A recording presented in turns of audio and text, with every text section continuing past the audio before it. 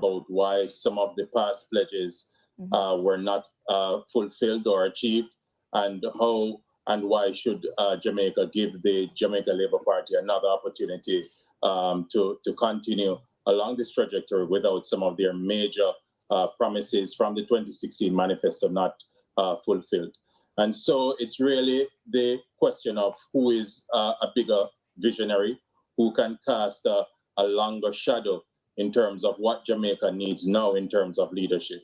This is a leadership debate, so I don't anticipate that it should go down to the kind of, brass tacks kinds of debate in terms of the ad hominem attacks. I'm hoping it doesn't. I want substance over hype. And I know Jody said some quips, and that's great, but I really want to hear what are the plans should your party win and should you become the Prime Minister. But have you been watching both of the leaders over the last couple of years? Jermaine Barrett, for example, Mark Golding is extremely talented on the parliamentary stage. Absolutely. He recalibrates for the political stage. Andrew Holness has come into his own, where he also makes good parliamentary presentations, and he's also making waves when he goes out politically. Judging from those two different personas that emerge, how do you expect that each of them will show up and face off this evening with all of the different expectations from people? Tell me how they decide what persona do I come to the stage with all of those different things coming together. I think both of them will have to demonstrate a persona that is about the average of the two kinds of personas that you just described, because they're talking to an audience that is diverse. They're talking to the sort of grassroots Jamaican. They're talking to the intellectuals. They're talking about two persons of different class and within the various stratas of the society. And so I think you will see some dipping into some conversations that are real, that are almost guttural in nature. For example, I can think of the Prime Minister talking about that old lady with whom he interacted, who said, "Prime Minister, I'm tired to carry water up on my head top," right? Those kinds of narratives. I think Mark Golding will do a lot of the same as well, to make the kinds of big sort of macro indicators and that kind of a technical conversation seem real to people's lives. Right. You're going to get a lot of that. Jodianne, as you practice in the court, you are, I'm sure, very familiar with previous inconsistent statements. And there have been so many previous inconsistent statements that have been made. To what extent are you looking for questions to come saying, you said this at one point in time, then you bob and weave and said this at another point in time? How much are you looking for that to decide on issues of credibility, if they come in at all for you in this debate? I think it must come up. I think the two questioners we have tonight, Dion Jackson Miller and Giovanni Dennis, are the kind of people who will dig to go find that you said this thing and now you have changed your mind. I think that is going to be important because we have some massive issues on the table. Foreign policy and what's going on in Venezuela and Cuba, the implications of things like that, what you said in the past, what it means now, things about here, local life in Jamaica, economy, what you thought was feasible about raising income tax thresholds, what was not feasible. You have to drill down, because those inconsistencies now allow me to see if I trust you. And that trust factor will then play into what people consider to be this prime ministerial persona that you bring across. Are you the kind of person I can trust to squire the country into the next 5 years? Yes, come on now, Mr. Knight, tell me how you expect the previous inconsistent statements to play. Of course, that is a big part of politics. That's something I've seen. What you said then versus what you say now. We know for surety that what has been a part of the narrative for this election, especially on PNP side, is a matter of integrity. Can you be trusted? And when I look at, and once again, I'm looking back at all the prime ministerial elections, every now and again, the matter of integrity comes into play. What did you say? Can you be trusted? So that is going to be a very important part of tonight's debate, but then performance is going to be called into question as well. When I come back, I'll deal some more with those and we'll look at our debate scorecard. We'll tell you what we're looking for. Send your messages to hashtag TBJ Debates 2025. Let us know if you want us to add anything to the scorecard. We'll take your comments on air. This is a pre-debate analysis show. Stay with us. The three-part election debate series broadcast live on TVJ, Radio Jamaica, social media platforms, and YouTube. Both party leaders will make a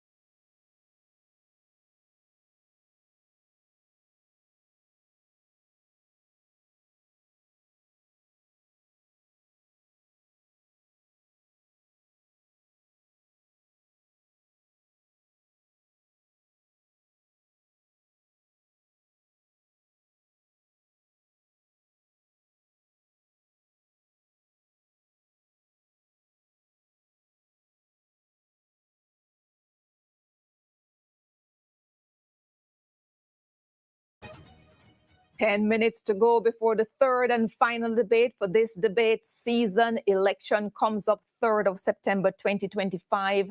We're looking at things to expect. We'll tell you about our scorecard in just a moment. Back with Jody and Quarry, Jermaine Barrett, Granville Knight, and Dr. Jermaine McAlpin. Dr. McAlpin, before the break, previous inconsistent statements made by each of those to be on the debating stage tonight. How well do you expect those matters to play? Well, they may trip up someone tonight, because you're going to now have to justify why you said it then and why you've changed. If you want to use the language of I've grown, then sure, but I think it's about the rhetorical arguments, what you can do to convince someone that you are to be trusted, even if you have vacillated in terms of what you've said in the past, you can be trusted. I think it's now the question of trust, and 6 days before the election, it's not promising, but it is posturing. I think that's where we are now. We've seen the manifestos and the supplementary manifesto. It's now about the posturing. Are you posturing to be prime minister? Do you look the part? This is now the grand stage. This is the playbill. The playbill is out, and tonight I think is a playbill, and who does it best will certainly come out victorious. And like Granville, I also agree that the stronger leadership debater tends to be the party that wins. Right. We have the issue of the investigation concerning illicit enrichment that has hovered over this prime minister for a number of months now. Then we have the issue of the holding of a UK passport over Mark Golding. Questions as to where exactly was he born and whether he should disclose. Do they play at all tonight, Jody and Quarry? I don't think so. I think those are pre-election discussions. I think if they have been ventilated before, this platform is not necessarily the best place to have it, except when it comes to the accountability question of Integrity Commission. I don't think on the basis of whether or not Mark Golding is qualified or disqualified from being a prime minister, it's too late in the game right now. But the question as to whether or not the Integrity Commission's investigation continues to play a part in how persons perceive Dr. Holness is going to be something that Mark Golding is likely to speak about tonight, especially as he tries to score political points. So let me come to Jermaine Barrett. So the issue of UK passport, is that solely qualification, or does it come to integrity issue? And if so, does it play here at all for you? I think it is an attempt to implicate both, but I agree with Jody. It will not matter. It will not shift the needle either way. I think the integrity issue is more relevant, and I expect that Mark Golding will press the integrity issue very forcefully. I think if the Prime Minister's response is to beat the drumbeat about Mark Golding's citizenship and so forth, again, that is a losing cause. Right. What about you, Mr. Knight? What do you think about those two issues? The UK citizenship issue is not a factor, but I can tell you the matter of integrity will be. Looking back, once again, I'm going back in history, the 2011 debate between Simpson Miller and Andrew Holness. That's right. One of her winning points for that debate was the matter of corruption and integrity, and what have you done about it? Because you have done nothing, what will you do about it since you have said about it? So we know that tonight, that is, I promise you, that must come up tonight in tonight's debate, because it's one of the major winning points that the opposition has right now against the leading party. So our leadership debate scorecard, this is what we've made up. We have columns of 1, 2, 3, 4, 5, 6, 7 columns.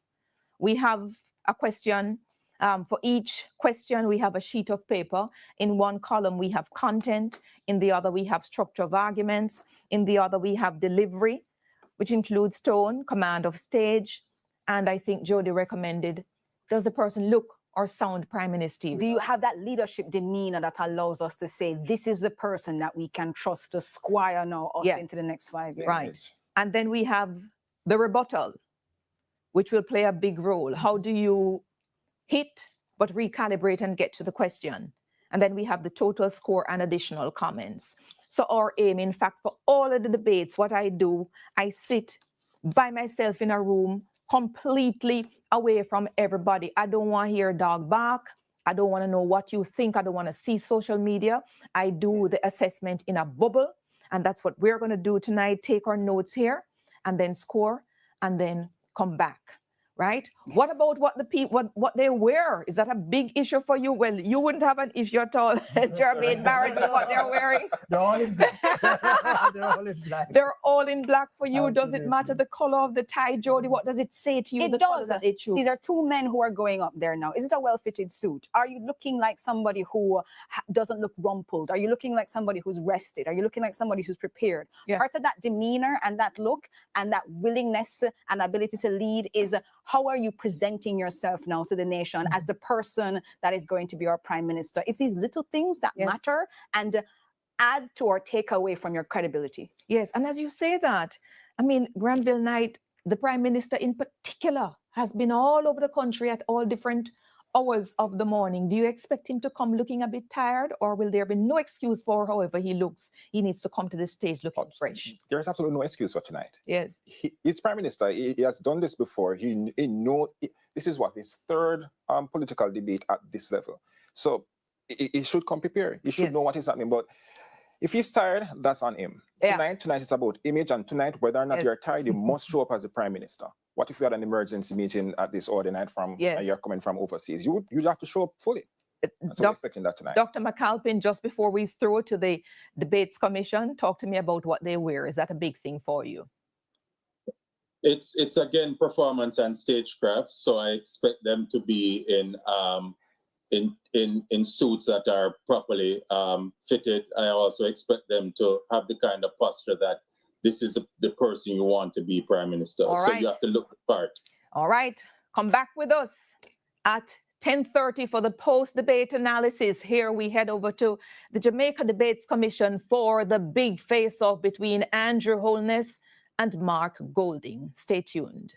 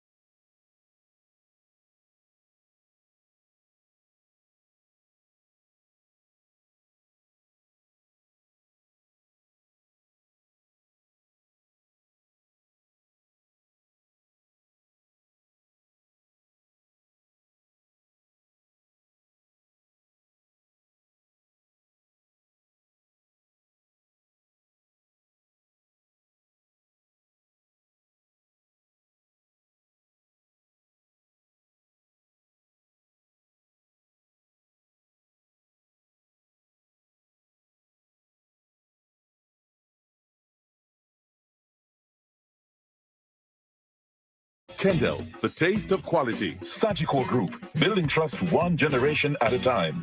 Flow, NCB, Arc Manufacturing. Water, JN Group, Lascochin Foundation. and Jamaica Group, Miss Birdie, H&L Homes, and VM Group. Tonight, we focus on the leaders. Our moderator is Archibald Gordon.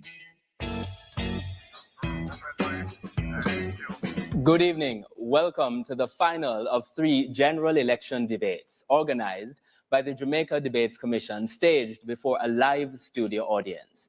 The debates are intended to assist in identifying, clarifying, and understanding the issues being presented in this general election campaign. This evening's debate focuses on the leaders. Members of the panel of questioners are Dion Jackson Miller, Radio Jamaica 94 FM, and Giovanni Dennis, CVM TV. Taking and presenting questions from the public is our social media editor, Amoy Harriott, from CVM TV. I am your moderator, Archibald Gordon. As is customary, the audience is not to applaud the debaters except for now, after we announce each debater. Tonight, representing the People's National Party is party leader Mr. Mark Golding.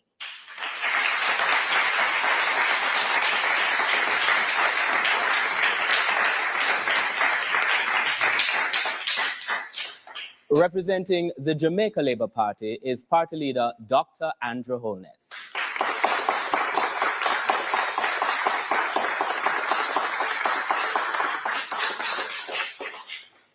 The guidelines for tonight's debates have been previously agreed and are posted on the Debate Commission's website at www.jamaicadebatescommission.org.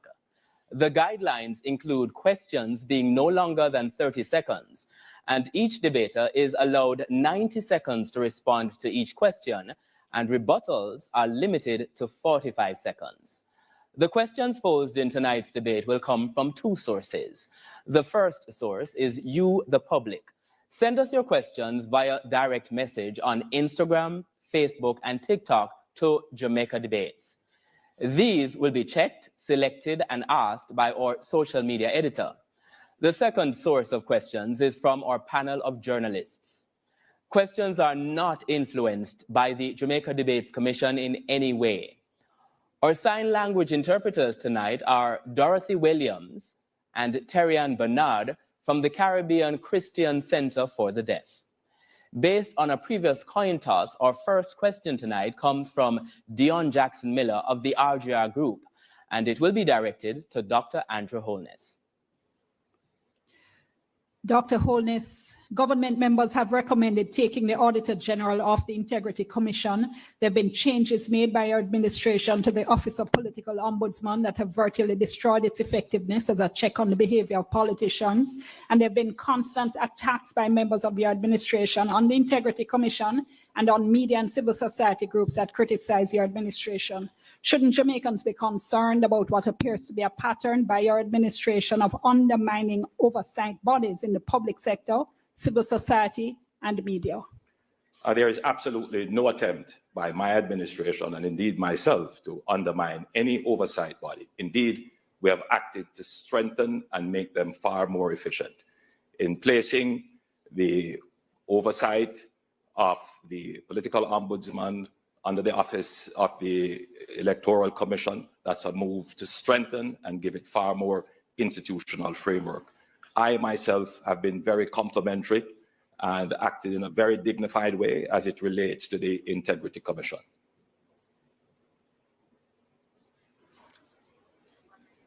Mr. Golding will have the opportunity to respond. There has been a definite pattern of hostility from the Jamaica Labour Party government towards the institutions mentioned in the question, in particular, the Integrity Commission, largely because it is well known that there are at least 10 members of parliament who are under investigation for illicit enrichment, a serious corruption offence, of which the only one to be known is the one for whom a report has been completed and sent to the parliament, which is you, Andrew. As a result of that, they have done their very best to try to neuter that critical institution, including the Prime Minister bringing that institution to court to undermine its effectiveness and indeed eliminate it entirely. Our next question comes from Giovanni Dennis, and it goes to Mr. Mark Golding. Mr. Golding, Keith Duncan says the PNP's proposal to increase the income tax threshold to 3.5 million is impractical and impossible to fund without new taxes. Can you explain how these planned tax breaks will work without hurting the economy? The context in which we have decided to increase the threshold to 3.5 million is the hollowing out of the middle class in this country. Working families finding it extremely difficult to make ends meet. And we believe with the debt to GDP ratio having now, after 13 and a half years of belt tightening and austerity, having now reached the cusp of the target of 60% of GDP introduced into the fiscal rules in law under Portia Simpson Miller, this is a time, this year it's expected to actually, with the readjustment of the definition and calculation of GDP, this is the year that we expect to achieve that target. That will release 2.5% to 3% of GDP of additional resources, which were not previously budgeted for in the fiscal policy paper.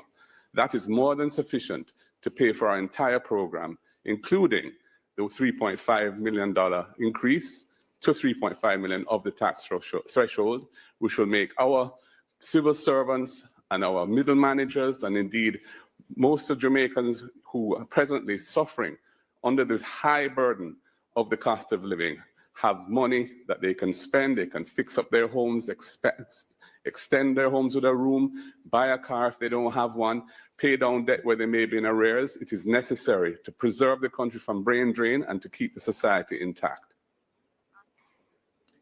Dr. Holness now has the opportunity to respond. The hollowing out of the middle class is an act of the PNP. They totally decimated the middle class. It is a Jamaica Labour Party that introduced the increase in the non-tax threshold that recreated a middle class in Jamaica. In fact, when you look at the salary profile of PAYE contributors, you would see that their salaries have all risen. It is a Jamaica Labour Party through the compensation review that has increased salaries by over 200 billion Jamaican dollars for public sector workers. The current proposal of the PNP is unworkable. It's now time for a question from social media. We're going to Amoy Harriot. Thanks, Archie. Our first social media question tonight comes from Instagram. Shania in Kingston. She says, low voter turnout of a democratic society. Many Jamaicans refuse to vote because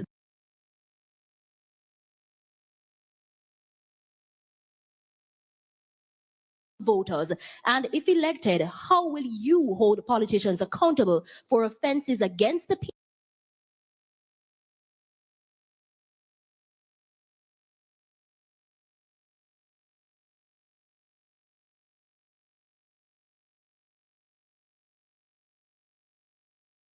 Strong leadership. From my position as Prime Minister, I have taken action against any member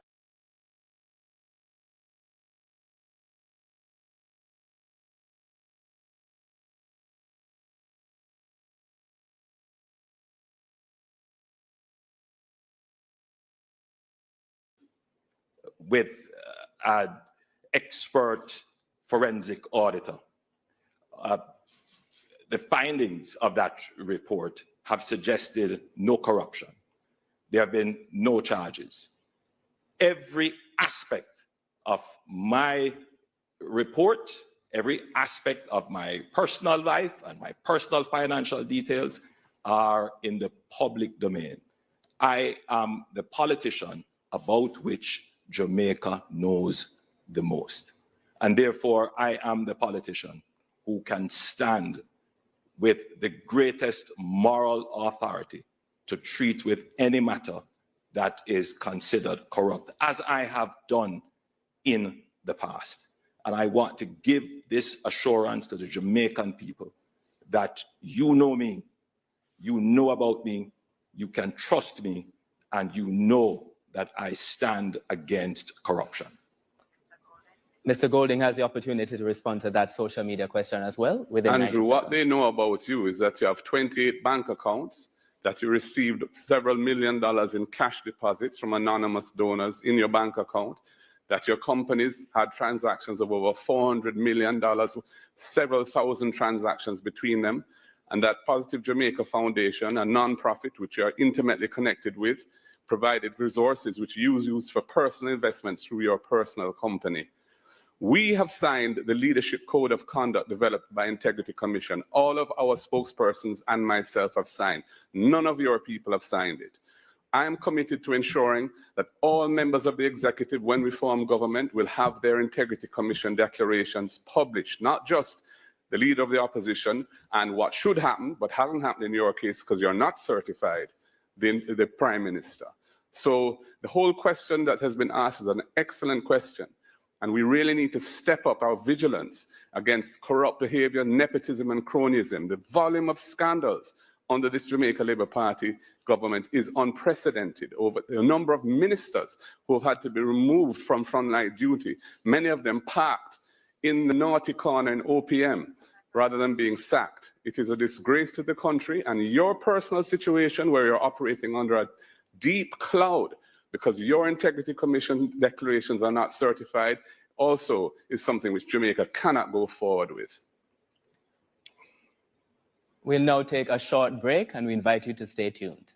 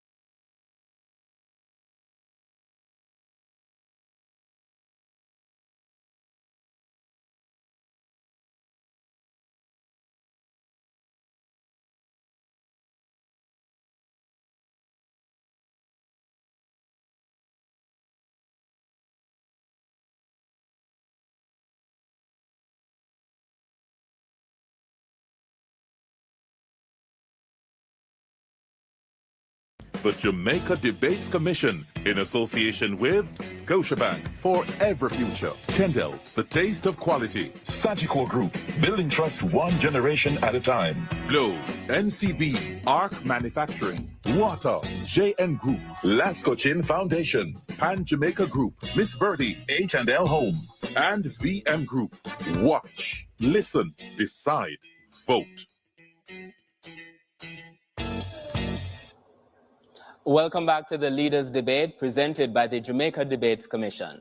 We invite you, the public, to send us your questions via direct message on Instagram, Facebook, and TikTok to Jamaica Debates.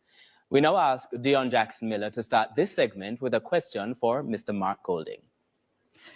Going back to the income tax proposal, Mr. Golding, because several people have been taking issue with your numbers. The PNP's assertion that it can fund the proposal through projected revenue growth doesn't seem to take into, as well as organic revenue growth, doesn't seem to take into account increase in expenditure. That's also projected, as well as low growth rates that no government in recent years has managed to overcome. Isn't it true that your numbers just don't add up? The fiscal policy paper does project over the next 3 years some $160 billion of additional revenue. The degree to which there are accompanying expenses will depend on how we manage the expense side of the budget. There's also the fact that there's $360 billion of programs in the budget that represent the priorities of a given government at a particular point in time. When we are elected, we're not going to be elected to maintain the current trajectory that Jamaica is on. People want to see change. And most fundamentally, the issue really is the fact that we are coming to the end of the period of austerity, the period where Jamaica has been for 13 and a half years, steadfastly paying down debt. So that the debt to GDP ratio, which we inherited at 147% of GDP at the beginning of 2012, is now, in this fiscal year, projected to achieve the target of 60% of GDP. Once that happens, we no longer have to reduce debt as a priority. We just have to maintain that debt profile. That will release resources of 2.5% to 3% of GDP, which is close to $90 billion of additional resources, which no longer have to be part of your primary surplus target. So we will be able to fund our program quite comfortably come April next year, when the fiscal year starts. Dr. Holness, there is a song which says, when the rum tells you you're a big dancer. I don't know what the leader of the opposition was drinking. Firstly, the debt to GDP for this fiscal year is not projected to be 60%. It is projected to be 65% thereabouts. If the leader of the opposition is depending on growth to provide the revenues for $75 billion of expenditure, the country would have to grow between 8 and 10%, which has not done that since the 60s. Thirdly, yes, there are $300 billion of programs. What are these programs? Pharmaceuticals. Thank you, Dr. Holness. Thank you, Dr. Holness. Our next question is from Giovanni Dennis, and it goes to Dr. Holness. Dr. Holness, you said on February 7, 2016 in Sam Sharp Square, Montego Bay, within our first 100 days in government, we will start the legislative process to fix the general election date in Jamaica. It's been 3,490 days since. In your May 2016 budget debate, you further stated the country should not be distracted by protracted periods of uncertainty. Yet, that's exactly what happened with this year's election. After 2 consecutive terms in office, you have failed to deliver on this promise. Why? Your research into this matter, I respect the question, is incomplete. At the calling of the 2020 general elections, I explained to the public in Parliament that our government actually started work on fixed election date, and we found that it was inconsistent with our constitutional arrangements. And therefore, we did not include it in our 2020 manifesto. It is no longer a part of our platform.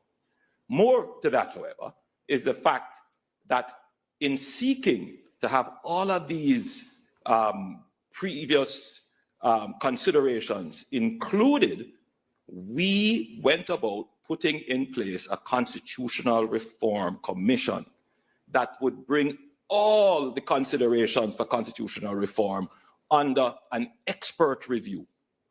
That expert review was thwarted by the opposition.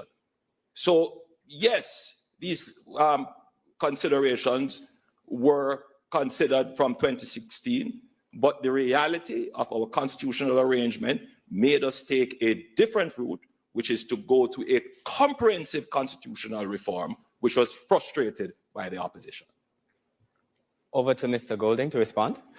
Just before I respond, just to point out that Mr. Holness's data is not current. The Fiscal Commissioner issued a release, I think it was today actually, indicating that with the National System of Accounts being updated, GDP has been adjusted, and we're now at 62% of GDP. That's what the debt is at the end of March this year, and we will more than likely achieve 60% this fiscal year.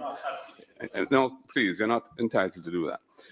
The flip-flopping from the Prime Minister is manifest. They were supposed to have impeachment. There's no impeachment. Fixed election day, no fixed election day. Ring fencing the NHT, they have taken over $130 billion out of the NHT. Cannot be trusted. Just reminding that there's a format to the debate and asking the debaters to respect the format to which they have agreed. It's now time to go to the next question. Social media. Amoy Harriet, over to you. This question comes from Janine. Parliament has passed a constitutional amendment bill and a referendum bill to transition Jamaica into a republic. Could you clarify the economic and administrative implications of this transition and how you intend to ensure that the process doesn't distract from Jamaica's economic priorities like debt reduction, investment diversification, and public services? That question goes to Mr. Golding first and then to Dr. Holness. In answer to the question, we can whistle and ride. So we have done very well as a nation in reducing our public debt. We ensured that the fiscal rules were very strong with an algorithm, an equation in the fifth schedule to the Financial Administration Audit Act that determines the fiscal balance that must be hit by each year's budget. And that has ensured that successive governments have stayed on course to take it down to 60%. We can do constitutional reform.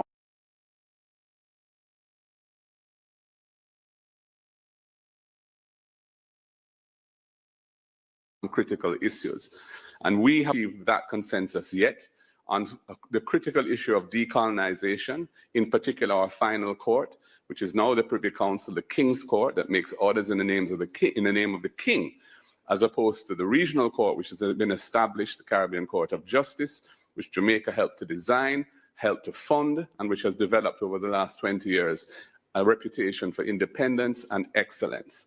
There are aspects of the bills that are in Parliament now that we have big problems with.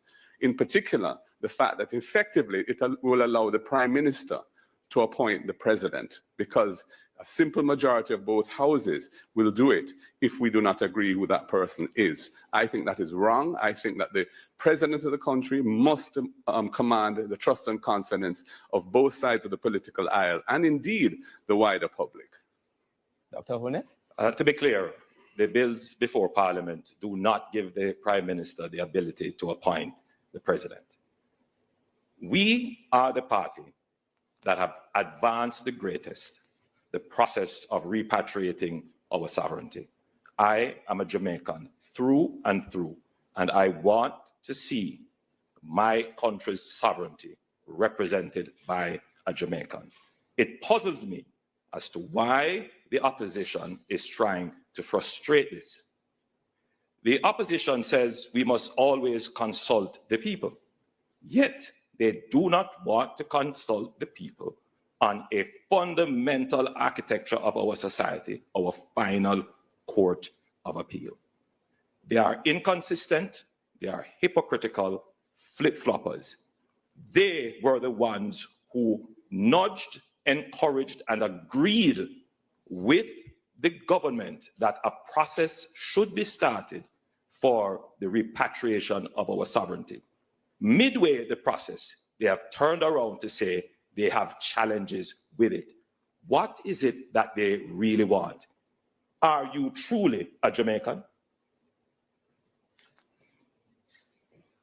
It's time for our next question. It is from Dion Jax-Miller, and it goes to Mr. Golding.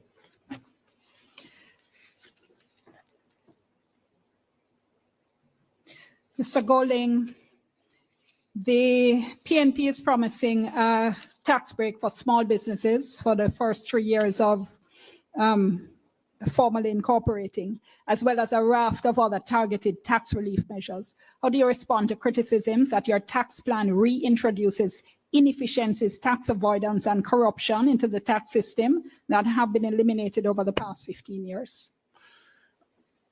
First of all, I think the Prime Minister repeated innuendo or direct attack, which has been leveled by his party on my nationality. And, you know, I just wanted to just make it absolutely clear that I am indeed born here as a Jamaican. Here is my birth certificate, and it shows I was born at the University Hospital on July 19th, 1965, and it's right here. I hope your camera can pick it up. And I have a copy for you, Prime Minister, right here. And I wish you could provide me with a copy of your certification, but of course you can't do so. Now, on the question of tax, it is there's a third schedule to the GCT Act now, which has a long list of items which are not subject to GCT that are exempt. We feel that laptops and other devices are critical tools of trade, and it is wrong to tax them, and we are going to add them to that list. And similarly, sports equipment, which is vital for social cohesion. Sports is a critical part of keeping young people away from straying down the wrong path and so on. Why are we taxing those items? That cost of living is already high. So I don't agree. The system we have already caters for items which should not be taxed. And we're simply saying we want to adjust those items to include things that should be there but are not yet there. Dr. Holness? The Jamaica Labour Party is the only political organization to have reduced taxes. We reduced the GCT from 16.5% to 15%. And we have done so in a way that has not compromised our revenues or the sustainability of future programs. All, and I repeat, all the tax suggestions and promises of the opposition will compromise our fiscal arrangements and place us back in debt or result in increased taxes. The best way to provide social services is to identify the persons who need it. Thank you, Dr. Holness. Our next question is from Giovanni Dennis, and it goes to Dr. Holness. The Rio Cobre is a major water source for the St. Catherine Plains and communities in and around Spanish Town. Yet, since 2019, under your watch as Environment Minister, there have been close to a dozen chemical spills causing fish kills and disrupting lives. You say you're a champion of the environment. Why hasn't there been tougher sanctions for the repeated breaches of environmental permits by the companies culpable? The Jamaica Labour Party has put in very tough sanctions, including the requirement for the provision of bonds. We are the only government to have called these bonds and brought polluters to court. We have also started the process of studying the Rio Cobre to ensure that there is no discharge into the Rio Cobre. And this is something that I am personally very serious about, and we will put in legislation to end discharge into the Rio Cobre. It becomes even more important as we have now put in place the Content Rio Cobre water project, for which we are pulling 15 million gallons of water from the Rio Cobre per day. So we must protect that asset. And I give the public my sincere commitment that we will protect the Rio Cobre. Mr. Golding? Quickly, just to say that the JLP is not the only party to have reduced taxes. The PNP reduced the personal income tax rate from 33.3% to 25%. We reduced the GCT rate from 17.5% to 16%. There's been reductions of taxes on both sides. They plan to reduce, they say, income tax from 25 to 15, which is going to help the rich and the ministers who pay themselves 200+% pay increases. On the environmental issue, you are the one who overturned NEPA's decision not to grant a permit for the mining of the Dry Harbor Mountains, which is a very sensitive nature reserve. You're flip-flopping again, Andrew. Our next question is from social media. Over to Amoy Harriot. Well, Archie, Delanor says many Jamaicans would like to see the full rollout of body-worn cameras on our police officers, even more so now, given the increase in fatal police shootings. Will this be something that you'll prioritize should you be elected? Mr. Golding will respond first. First of all, I think it's very important to acknowledge and commend the excellent work done by the police force over the last year and a half in bringing the rate of violent crime, in particular murders in the country, down from the intolerable levels where it had been under this government. More murders committed in Andrew Holness's 2 years in office than any other 2-year term in the history of Jamaica. The police have finally abandoned the failed policies that we did our best to stop, the mass use of states of emergency, which the court has ruled as unconstitutional, and have gone now to a much more targeted approach, a much more strategically sound approach. Having said that, we do feel that it's very important that the public as a whole must have trust and confidence in the police, because the police rely on intelligence and information from the public. And therefore, if the public feel that there's excessive use of force and there's no accountability for it, they're not going to be as cooperative as we need them to be. I think, therefore, it's in the interest of the Jamaican society and the police themselves to have the benefit of body-worn cameras, especially when they go on special operations. So there can be no question, nobody can accuse them wrongly of having used excessive force when the force was legitimate as used.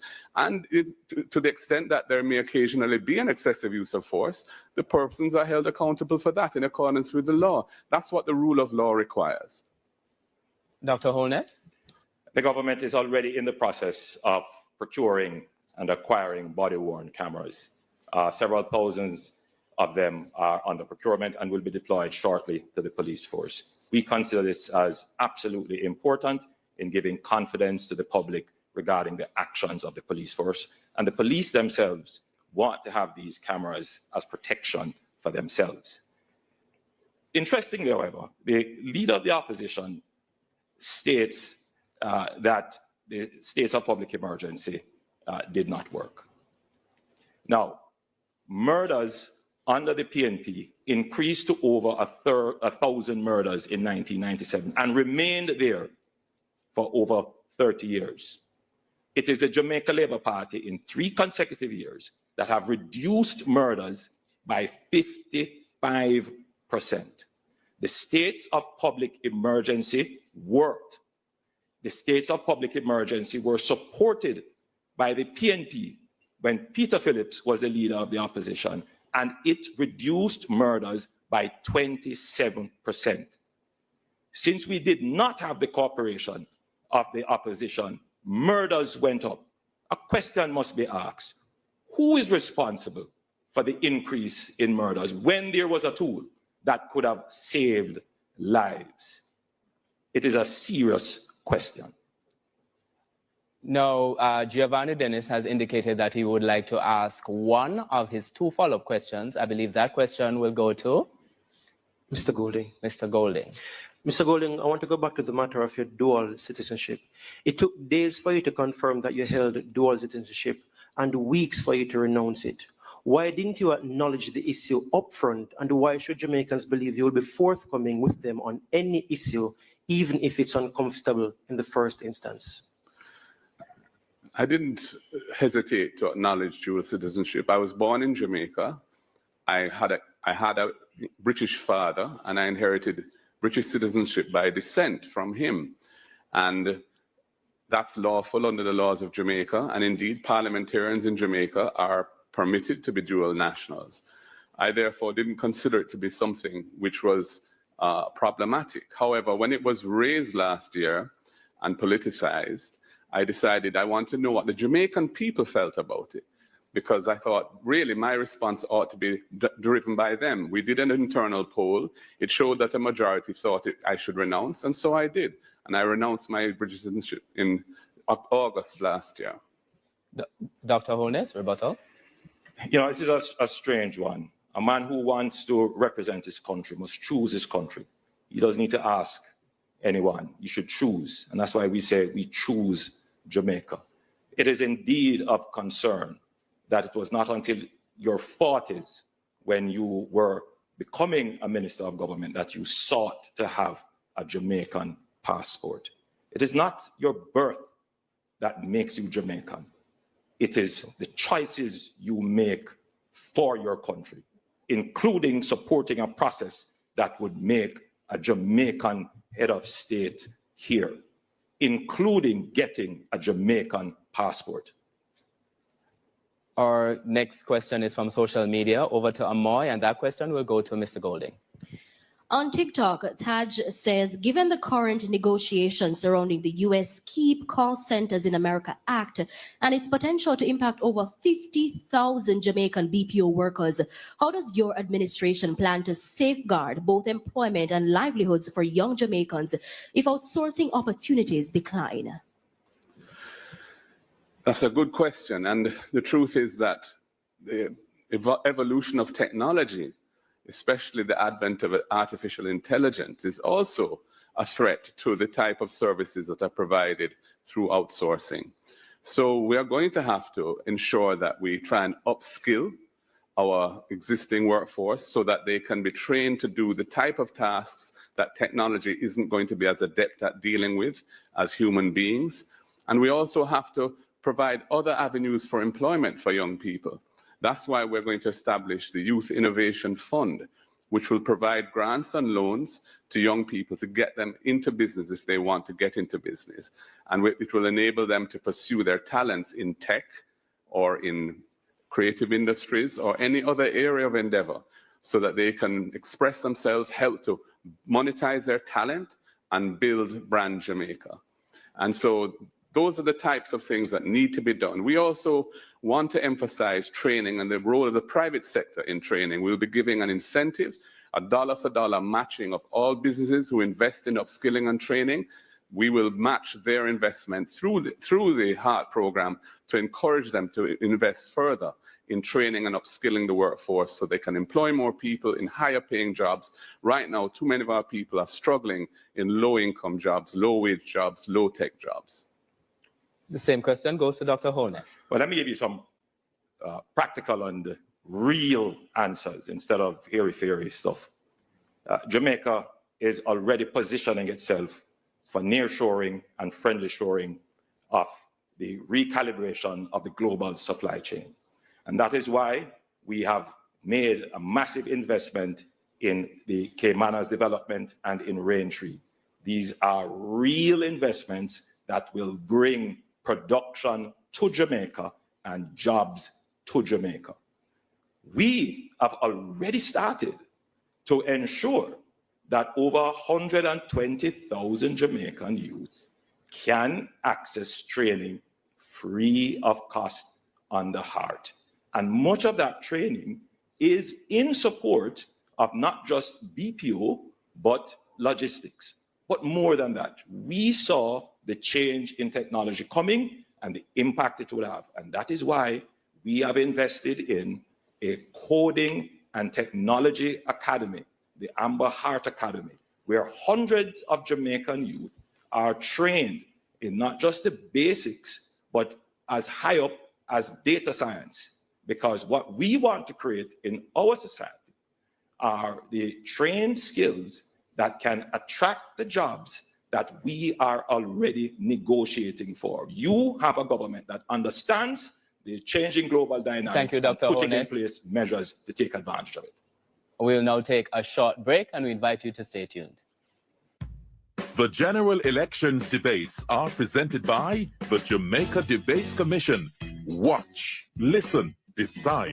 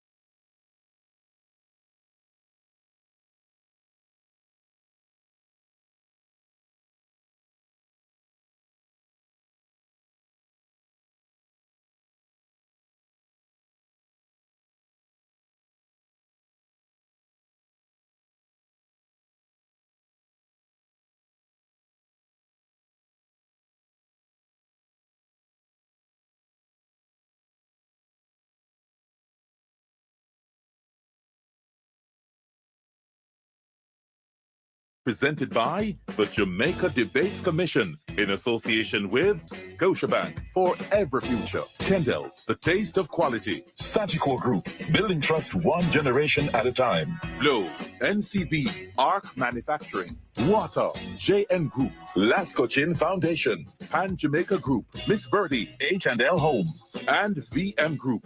Watch, listen, decide, vote. Welcome back to the Leaders Debate presented by the Jamaica Debates Commission. We invite you, the public, again, to send us your questions via direct message on Instagram, Facebook, and TikTok to Jamaica Debates. We now ask Dion Jackson Miller to start this segment with a question for Dr. Andrew Holness.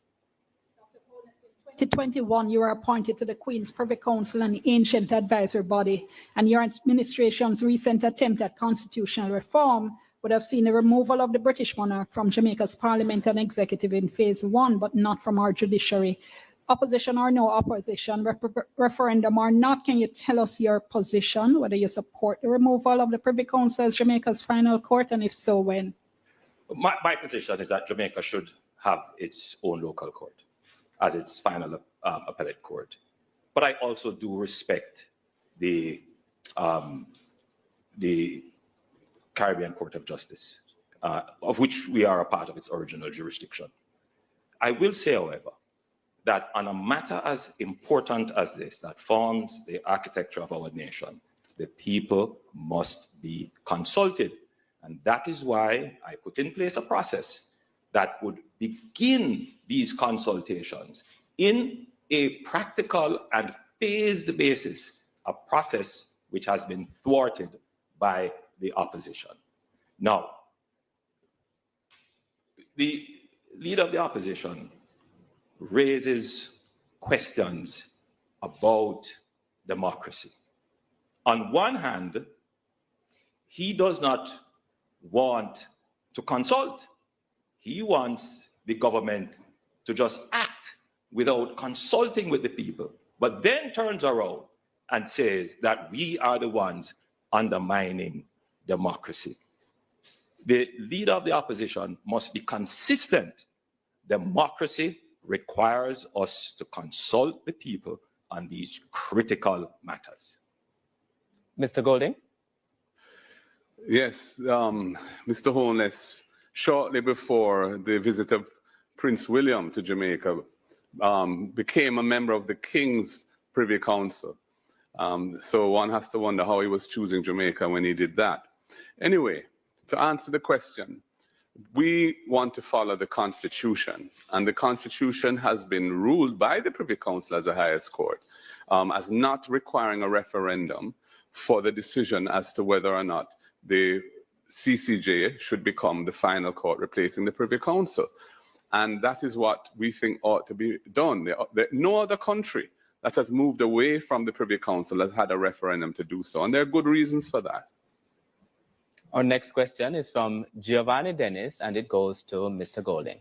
Mr. Golding, the PNP under your leadership has flip-flopped on a number of issues. For example, Julian Robinson on May 16, 2023, said the opposition takes no issue with a massive salary increase for parliamentarians. The very next day, the PNP released a statement objecting to the increase. Why should Jamaicans trust that you won't similarly make about turns on promises you are making now?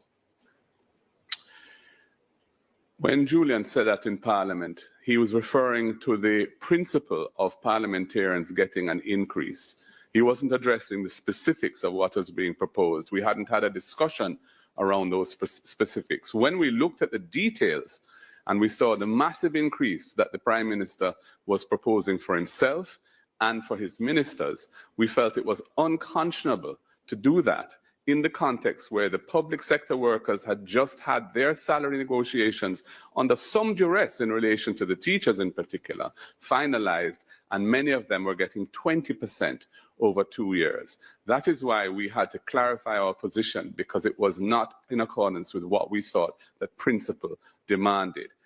Now, over time, thinking can evolve. People change their positions on issues. So, for example, we are looking at this whole question of the 3.5 salary, the $3.5 million threshold increase. And we've seen where, as the debt target is achieved and resources can be released, it can be afforded. We weren't calling for 3.5 2 years ago, but we see that the need, inflation, etc., have happened. Cost of living pressures are there. Our evolution, our thinking has evolved, and we think that this is the right thing to do now, and we're committing ourselves to it. So, you know, I don't think the criticism is justified. Thank you, Mr. Golding. Dr. Holness now has... I have to call out that the leader of the opposition is telling lies. Julian Robinson stood in Parliament and said he supported the increase. Clear, and the tapes are there. Secondly, he calls the increase unconscionable, yet he takes it. I, Andrew Michael Holness, did not take it. The option was available to him as well. I chose not to take it. The leader of the opposition says, I have 28 bank accounts. That is absolutely not true. The report of the Integrity Commission includes accounts that are closed, accounts that are dormant, insurance accounts, and investment accounts. Thank you. They have weaponized it. Thank you, Dr. Holness. Our next question is from Dion Jackson-Miller, and it goes to Dr. Holness. Dr. Holness, in your 2016 manifesto, you said, quote, will make it mandatory that the appointment to sensitive posts be approved by a 2/3 majority in each House of Parliament, thereby requiring consensus between government and opposition. Now, the posts identified included the Office of Director of Public Prosecutions. Not only did you not implement this, but you disregarded the opposition's objections in the case of the recent extension, which led to a court case. Wasn't this a betrayal of the principle of bipartisanship that you had been proposing 9 years before? Absolutely not. And indeed, in some instances, there are parliamentary review of sensitive positions. And I want to be also very clear that the constitutional reform process that we have put in place would take into consideration all of these proposals that were made. We cannot tinker with the Constitution, doing a little thing here and a little thing there, and therefore we decided to put it in a comprehensive process, again, which the opposition has thwarted. But since I have some time, let me also address some other issues about the leader of the opposition. In my own Integrity Commission report published in Parliament, there were no findings of corruption. All my assets are in Jamaica, and I have declared everything to the Integrity Commission. The leader of the opposition, however, also had a report from the Contractor General previously, which found that they benefited from public resources in an irregular way. They termed it a sweetheart deal. In my report, there is no such thing. None of my resources are ever connected to any public funds or any public resources. However, for the leader of the opposition, the report was very clear that their operations were considered to be irregular and a sweetheart. Thank you, Dr. Holness. Mr. Golding has an opportunity to respond. The Prime Minister has no interest in bipartisanship. He has strong dictatorial tendencies and really would prefer not to consult with the opposition at all if he didn't have to. And I say that based on my experience with him over the last 5 years. He talks about he didn't want to tinker with the Constitution. Then why did he seek to amend the Constitution as a one-off, tabling the bill and seeking to pass it on the same day to extend the DPP's tenure beyond what was constitutionally allowed? That was tinkering, Prime Minister, so come on. And in terms of Integrity Commission reports, my declarations have been certified every year as being proper. Yours have not, because you are under investigation for illicit enrichment. Mr. Golding. Our follow-up question now, Dion Jackson-Miller has indicated she'd like to use the first of her follow-up questions. On the same issue of the DPP's appointment, Principal Dr. Holness doesn't require constitutional amendments, though. And if it is that you were committed to the principle of bipartisanship, why would you have rejected such strongly worded opposition coming from the opposition leader? At the end of the day, this matter was taken to the court, and the courts decided. and the DPP was reinstated. I want to also clarify something that the leader of the opposition said. The investigations carried out by the Integrity Commission are at an end. I am not currently under any investigation. There were no findings of corruption or charges. The leader of the opposition continues to try to weaponize these things because that is the only crutch he has to stand on. I, Andrew Holness, am thoroughly transparent. Thank you, Dr. Holness. Thank you, Dr. Holness. Mr. Golding has the opportunity to respond.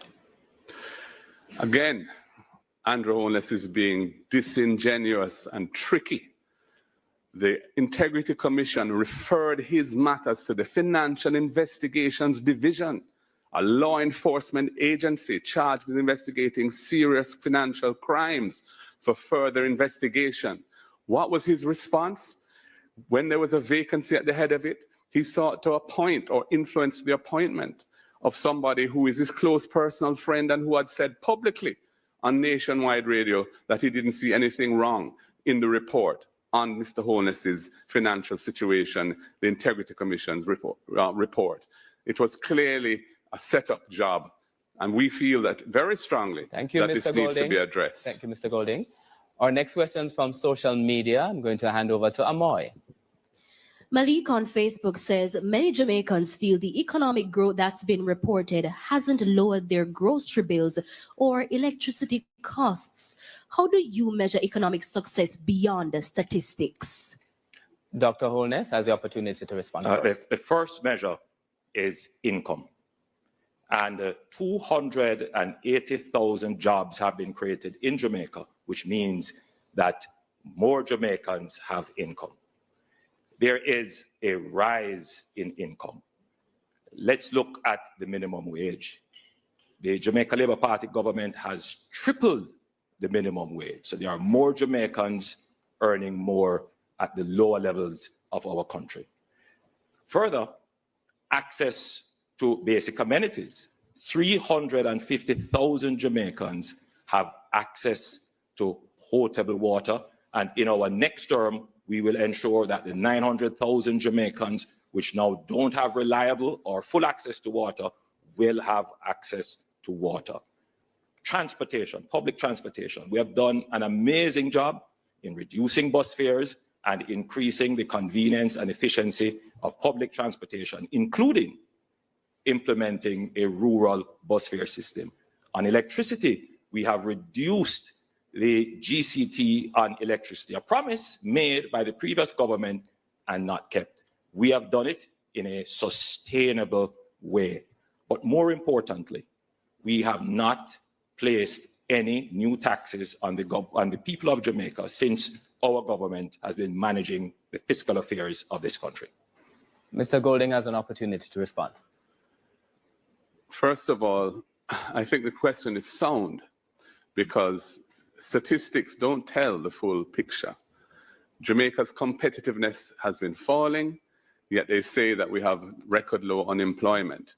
Several 100,000 Jamaicans are outside the labor force and are not measured for that purpose. And indeed, you're regarded as being employed if you're employed 1 hour a week. 55% of Jamaicans are suffering from food insecurity. That is what the United Nations says, the FAO, which is an agency of the UN, says. 55% of Jamaicans are not getting adequate nutrition.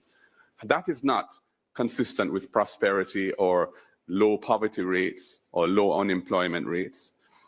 As for transportation costs, those are extremely high for many Jamaicans, which is why we want to introduce the RIDE program, a subsidy for rural children to help them to get to school in an affordable way. It's $10,000 per child who needs it in each family. So if you have more than one child, each one of them would qualify for this, because we recognize that that is one of the causes of absenteeism in schools at the moment. As for electricity, the rate and cost of electricity under this government has gone way higher than where we left it at 23 cents per kilowatt hour. Now it's over 40. And as for the GCT, they are providing a subsidy at the moment, but they haven't said for how long, and there's no commitment to keep Thank it you, on. Mr. Golding. We are now going to be taking a short break, and we invite you to stay tuned. The general elections debates are presented by the Jamaica Debates Commission. Watch, listen, decide, vote. Every generation brings new hopes and ambitions. For 55 years, Sagicor has been helping Jamaicans to realize their dreams. As we celebrate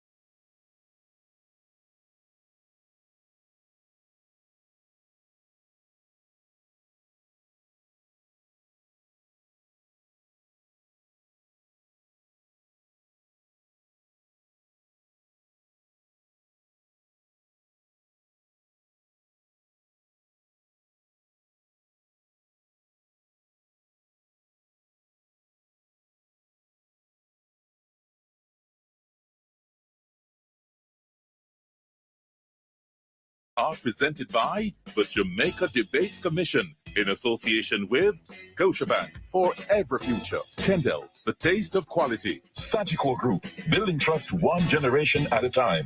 Flow, NCB, Arc Manufacturing, Water, JN Group, Lasco Chin Foundation, Pan Jamaica Group, Miss Birdie, H&L Homes, and VM Group. Watch, listen, decide, vote. Welcome back to the final segment of the Leaders Debate presented by the Jamaica Debates Commission. We invite you, the public, to send us your questions via direct message on Instagram, Facebook, and TikTok to Jamaica Debates. Now, this segment actually begins with a follow-up question. Giovanni Dennis has indicated that he'd like to ask one of his follow-up questions, and that goes to Dr. Andrew Holness. Dr. Holness, on the matter of your government's hostility towards accountability institutions, in a world where journalists reporting on the conflict in Gaza are being murdered, the constant attacks on the press in Jamaica by both political parties undermine press freedom and has been reflected in Jamaica's slippage on the World Press Freedom Index. We have just seen the release of the names of journalists that both political parties objected to participating in the national debates. Why do both parties continue to undermine press freedom and put journalists in danger? To be clear, my political party does not undermine press freedom. To be clear, my political party did not object. The objections came from the PNP. And historically, it is the PNP that has been vociferous, including attacking a particular radio station. I personally have stayed away from any negative commentary about any journalists. Journalists are important, and I support strong journalism. And I want to make that absolutely clear. In the time I have, I will rebut. I am in no way associated with the head of the FID. My understanding is that the head of the FID is a friend of the leader of the opposition. Thank you, Dr. Holness. Mr. Golding has the opportunity to respond. Press freedom is a fundamental pillar on which democracy is based. And I and my party fully support press freedom. The Prime Minister said something which was untrue when he said that only our side objected to some journalists. Their side also objected. In fact, we objected to 3, they objected to 4 journalists. And the matter was eventually resolved, and here we are. And the truth is that some journalists in the country are not as independent as others, are not as professional as others, and it is quite legitimate to criticize persons who you don't feel are living up to the standards of their profession. But we would never do anything to threaten or undermine press freedom, or indeed to make any journalist feel unsafe. And if it ever happens, we'll take out whatever it needs to stop it. Thank you, Mr. Golding. Our next question is from Dion Jackson Miller, and it goes to Mr. Golding. Mr. Golding, Coswell Barnett is a blind Jamaican who is also a very experienced and very qualified teacher, but who was out of a job for 4 years. Now, your manifesto promises to protect the right of persons with disabilities. Those Jamaicans are disproportionately affected by poverty. Vision 2030 says that governments haven't been living up to a reserve a percentage of public sector jobs for persons with disabilities. That would have helped people like Mr. Barnett and others like him. Would a PNP government implement such a recommendation? Thank you for that question, Dion. I come from a family that has delivered transformational national service to the country, in particular in the area of persons with disabilities. My father was the first orthopedic surgeon in Jamaica, and he established what was then the Polio Center, became the Mona Rehabilitation Center. And when he died in 1996, it was named after him. It's now called the Sir John Golding Rehab Center.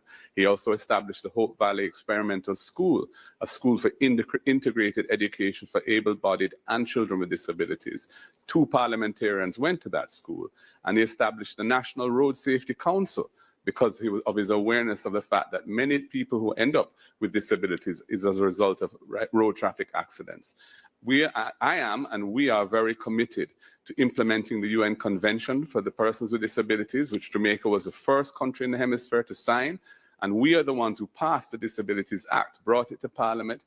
This government took 7 years to bring it into effect. We're glad it's in effect, but it needs to be actualized now in practice so that persons with disabilities feel and see the benefits of it. We are fully committed to that, and we are going to establish a National Disabilities Fund to aid persons with disabilities so that they can have their assistive aids, they can get help to establish themselves in business at home and improve sidewalks for their transportation. We are committed to the community of persons with disabilities. Dr. Holness has the opportunity to respond. To be clear, one of the things that I'm very proud of is that my administration has reserved under special orders through the NHT houses for persons with disability. They have a direct access. Under the new social housing program, we make it a point of duty to support persons with disabilities, and many persons with disabilities have benefited. Our administration have brought into effect the Disabilities Act. We continue to support the disabled community with grants and an increase in path benefits. Our government is committed to supporting persons with disability in Jamaica. Dion Jax-Miller has indicated that she would like to take her second follow-up question. Yes, Mr. Golding, we hear the broad statements of policy and principle, but what persons with disabilities want are jobs, which is why I'm asking specifically if your administration would implement a recommendation to reserve a certain percentage of public sector jobs for persons with disabilities. Yes, we have committed to that across MDNAs, ministries, departments, and agencies, that we would like to see quotas or an allocation for the disability community to have the benefit of employment opportunities in the public sector. But we also recognize the need to ensure that those who have the capacity to deliver services or to make things at home are empowered to do so. And that's why we have the National Disabilities Fund, which we will establish to help them to get a start in life in the area of business and fulfill their talents and monetize their talents so they can uplift themselves and their families from their homes. So yes, we're fully on board with the idea that you mentioned, Jan. Dr. Holness, to rebut? Most definitely. We will do that, and we will do more. In fact, at the Office of the Prime Minister, we do make it a point of duty to ensure that persons with disabilities are employed at the Office of the Prime Minister, and we will give that directive, if it is not already in effect, to all the ministries. But more than that, people with disabilities want to be independent, and they want to work independently, many of them. And we, through various initiatives, including through the various development funds that we have, will provide resources to persons with disability so that they can start their own businesses. And I think that is really the critical thing, to ensure that our persons with disability are independently earning income. Our next question still goes to Dr. Holness, and it comes from Giovanni Dennis. Dr. Holness, communities like Charlemont, Birdsucker, Acadia, and many others across the corporate area have complained and have taken the government to court for inadequately regulated developments. Justice Hart Hines, in a 2021 ruling, said the KSAMC and NEPA have been dilatory in their mandate to enforce local planning laws and regulations. In December 2021, he said work was being done to restructure the entire approval process. Yet the issues persist. Why isn't more being done to force the KSAMC and the NEPA to do their jobs to enforce the building regulations?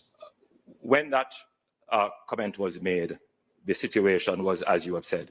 Since then, there have been significant improvement in enforcement, and including a new planning order for Kingston and St. Andrew, which clarifies many of the issues that were in contention, including we have included more inspection officers at the KSAMC, and there are more cases now being brought to court which are being prosecuted. So there has been an improvement.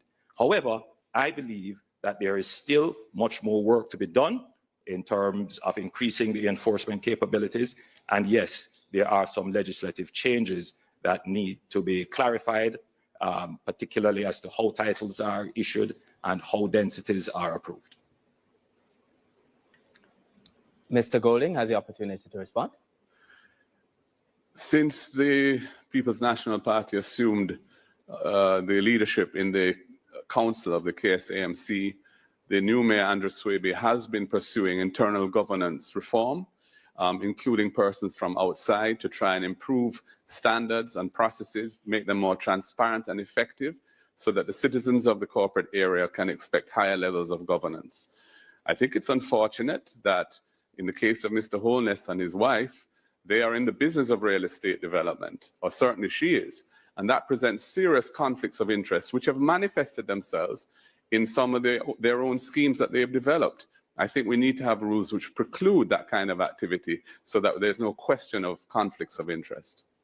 We've come to the point in the debate when the debaters get an opportunity to ask each other questions. We begin, we invite Mr. Golding to ask a question of Dr. Andrew Holness. Mr. Holness, the Integrity Commission in their court filing in the case that you brought to try and strike down the act and eliminate the offense for which you are being investigated, have said that you had money in the Ponzi scheme Olint and you got it out, while others suffered losses. You had money in Cash Plus, another Ponzi scheme where people lost lots of money, you got it out. And of course, you had money in SSL and you were able to withdraw your money before it collapsed. In fact, I would say the only person that Usain Bolt has not been able to catch up with is you. And I want to ask you, how do you think and why do you think the people of Jamaica should trust you to be in charge of the governance of the country for a third term with that track record and with that cloud hanging over your head? The leader of the opposition is a liar and cannot be trusted. I lost money in Cash Plus and Olint. However, the PNP accepted and received $1 million from Olint. He has no credibility to talk about Ponzi scheme. They benefited from the Ponzi scheme to fund their election campaign. He questions my wife's integrity about development. My wife and my family are hardworking Jamaicans. We started off with the taxes like many other Jamaicans, and I have worked hard. He has sought to weaponize that. But the people who receive me when I go into the country, they say, Andrew, don't worry. No weapon formed against you shall prosper. Mr. Golding, your rebuttal. I've made the point that for the Prime Minister and his wife to be in the real estate business when so many of the agencies of government which regulate that business fall under his ministry of economic development and job creation creates the possibilities for conflicts of interest, and I stick by that position. We now invite Dr. Andrew Holness to ask a question of Mr. Mark Golding. The leader of the opposition speaks about integrity and trust. He was an advisor to a former Minister of Finance that put in place a policy of high interest rate, for which he acted as a broker for the government to invest loans and bonds for which he received a commission of high interest rate, to the point where one of his members described this as the greatest transfer of wealth from the poor to the rich. He, the Toponaris lawyer, has made billions of this, yet he does not disclose this in his integrity report. In fact, he doesn't even have a house in Jamaica. How can we believe you? And do you have assets in overseas companies for which you have not disclosed? I've disclosed all my assets, and that's why my Integrity Commission declarations are certified. Your allegations are scurrilous and false. You made reference to DBNG, although you didn't call the name. DBNG was established in 1992 as an investment firm by 3 young Jamaican entrepreneurs. When the financial sector meltdown occurred some years later, and FinSAC was established as a response to try and protect the savers of this country so they didn't lose their money in their deposits in the banking system and their pensions and so on, DBNG, like other financial firms at the time, had to navigate that carefully to survive. We eventually were approached by a leading international bank, Scotiabank, who did a thorough due diligence on the company. It's a listed company where we were a listed company from inception. Our audited financial statements are public. Our quarterly financial statements are public. They looked at us inside out and upside down, found nothing, absolutely nothing untoward, and they bought the company. And we have nothing to hide on when it comes to DBNG. I would say, why is your government, having spent $200 million on this commission of inquiry into FinSac, hiding the FinSac report? Is it because you and your wife bought a house from somebody who had been FinSacked? You're a hypocrite, Andrew Holness, to be accusing me of anything in relation to FinSac when you have been a direct beneficiary of the losses of somebody who was FinSac, who lost their home because of FinSac. Again, you go to attacking my wife when you, according to the Contractor General's report, benefited from a sweetheart deal that was irregular. You benefited off the backs of the Jamaican people in creating your wealth. You were a connected party with the then Minister of Finance, and you advised and created the FinSac debacle with high interest rate. You benefited from FinSac. I did not purchase a FinSac house. I bought a house on the open market. And again, you come with weaponized lies. Your lies will not work. We now go to closing statements. Now, based on the earlier coin toss, Mr. Mark Golding of the PNP will go first. The general election next week, Wednesday, presents a historic opportunity for the people of Jamaica. After 13.5 years of belt tightening and austerity, we are finally in a situation where the debt to GDP ratio has achieved or is on the cusp of achieving the 60%, which was written into the fiscal rules by Portia Simpson Miller. That means that the fiscal rules and prudent economic management can change gear and look at how we can grow the economy and build a society with a better quality of life for all. We see some serious issues that need to be addressed. 700,000 Jamaicans or thereabouts live on public land, lands where they've built their homes, but they don't have titles. The colonial era law set the period as 60 years of occupation before they can get ownership. We are going to reduce that to 25 years. We're going to give them titles. And that is going to unlock over $1 trillion of wealth, which is now sealed up and quarantined in the old colonial era law that is still on the books. That is why also we're increasing the threshold to 3.5 million. So working families who are struggling to make ends meet can get a little break so they can live a better life. It's why we're going to be removing the tax from the overtime pay of workers earning up to $6 million so they can make it easier in life as well. And when I govern the country as Prime Minister to serve you, I will ensure that accountability and transparency are at the center of what we do, and any hanky-panky, any violation of the public trust will be met with the full force of the law with no protection from me. And that is a huge difference between the government I will lead and the government of Andrew Holness. That is why I'm asking you, on Election Day, next Wednesday, vote for the People's National Party, put your ex beside the head, time come for a better life. We now invite Dr. Andrew Holness of the JLP to go ahead with your closing statement. The administration that I lead on your behalf has cut the debt in half. We have created 280,000 new jobs, brought in 85,000 persons into the labor force. We have tripled the minimum wage. We have cut murders by 55% over the last 3 years. You have had no new taxes to worry about. This administration has taken on the previously thought of impossible to solve problems, and we have solved them. We are an administration of performance.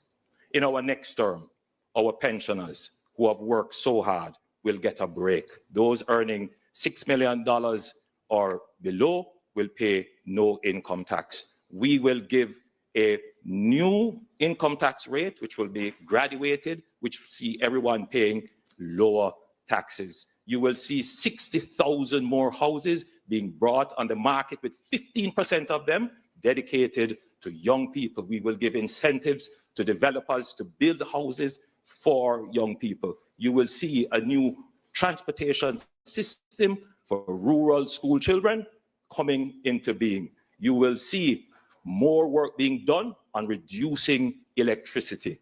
Our government is a government of performance. This election is about a clear choice. Promise or performance. That's what it is. You have to make a decision. Who can deliver? It is this administration that has taken on the difficult problems, and we have delivered for you. I ask you on election day to vote for what is best for Jamaica. Vote for a government that performs. Vote for the Jamaica Labour Party. Thank you. Thank you, Dr. Holness. Thank you, Mr. Golding. In the good spirit of the debates, we now invite Dr. Holness and Mr. Golding to shake hands.